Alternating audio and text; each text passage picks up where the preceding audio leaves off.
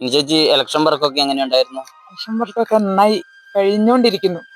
കഴിഞ്ഞെന്ന് പറയത്തില്ല, എന്താ പറയുക, പരസ്യ പ്രചരണം അവസാനിച്ചു. നാളെ ഒരു ദിവസം കൂടി നിശബ്ദ പ്രചരണത്തോടു കൂടി കഴിയും. മറ്റന്നാൾ പോളിംഗ് ബൂത്തിലേക്ക് വിജയം സുനിശ്ചിതം. ആണോ? നമുക്ക് ഇത്രയും നാള് പ്രവർത്തനത്തിന്റെ കുറിച്ചൊന്ന് നന്നായിട്ട് നല്ല വർക്കായിരുന്നു, കുഴപ്പമൊന്നുമില്ല. എല്ലാവരും UDF-ന്റെ ആളുകൾ ഒറ്റക്കെട്ടായിട്ട് കൂടെ ഉണ്ടായിരുന്നു, നന്നായിട്ട് വർക്ക് ചെയ്തു. പിന്നെ എന്നെ സംബന്ധിച്ച് പറയുമ്പം കഴിഞ്ഞ കാലഘട്ടങ്ങളിലെല്ലാം ഇവിടെ പഞ്ചായത്ത് മെമ്പറായിട്ട് തന്നെ ഇവരുടെ ജനങ്ങളുടെ ഇടയിലൂടെ ഞാൻ ഉണ്ടായിരുന്നു. മുഴുവൻ ആളുകളെയും അറിയാം, ഒരു കൊച്ചുകുട്ടികളെ പോലും നമുക്ക് അറിയാൻ പറ്റും. എന്നെയും എല്ലാവർക്കും അറിയാം. ഒരു പ്രത്യേകത കൂടി ഉണ്ട്. അതുകൊണ്ട് എല്ലാവരും, അതായത് കക്ഷി രാഷ്ട്രീയത്തിന് അതീതമായിട്ട് എല്ലാവരും സപ്പോർട്ടുണ്ട്. എല്ലാ പാർട്ടിക്കാരും സപ്പോർട്ട് ചെയ്യുമെന്നാണോ പറഞ്ഞു വരുന്നത്? അതെ, തീർച്ചയായിട്ടും. UDF-നൊപ്പം ചേർന്ന് നിന്നുകൊണ്ട് സാധാരണക്കാരായിട്ടുള്ള ആളുകൾ ഉണ്ട്, മറ്റൊരു പാർട്ടിയിലും ഇല്ലാതെ അങ്ങനെ നിൽക്കുന്ന കുറച്ച് ആളുകളുണ്ട്, നിഷ്പക്ഷമായിട്ട് നിൽക്കുന്ന ആളുകളുണ്ട്.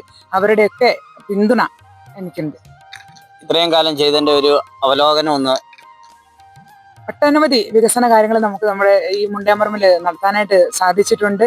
കാരണം നമുക്കറിയാം, ഇതൊരു മലയോര മേഖലയാണ്, ഗ്രാമപഞ്ചായത്ത് മലയോര മേഖലയാണ്. അതിനകത്ത് ഏറ്റവും സാധാരണക്കാരായ ആളുകൾ താമസിക്കുന്ന ഒരു സ്ഥലമാണ് മുണ്ടയാമ്പറമ്പ്.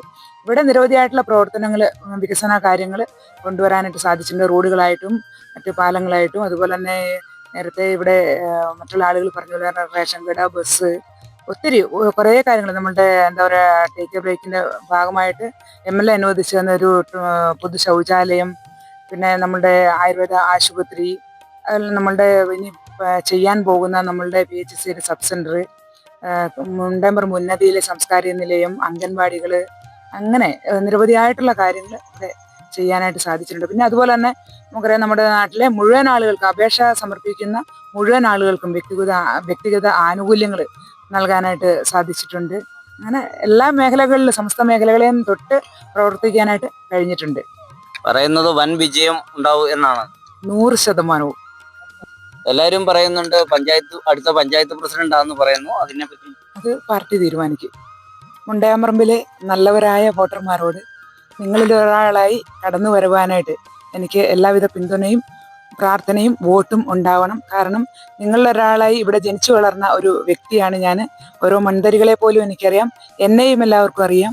കൂടുതൽ പ്രവർത്തനങ്ങൾ, കൂടുതൽ വികസനങ്ങൾ നമ്മുടെ മുണ്ടയാമ്പറമ്പ് വാർഡിൽ കൊണ്ടുവരുന്നതിന് വേണ്ടിയിട്ട് നിങ്ങൾ ഓരോരുത്തരും എൻ്റെ ചിഹ്നമായ കൈപ്പത്തി അടയാളത്തിൽ എന്നെ വോട്ട് നൽകി വിജയിപ്പിച്ച് അയ്യങ്കുന്ന് പഞ്ചായത്തിൻ്റെ ഭരണസിരാ കേന്ദ്രങ്ങളിലേക്ക് പറഞ്ഞയക്കണമെന്ന് മാത്രം ഒരിക്കൽ കൂടി വിനീതമായി അഭ്യർത്ഥിക്കുന്നു.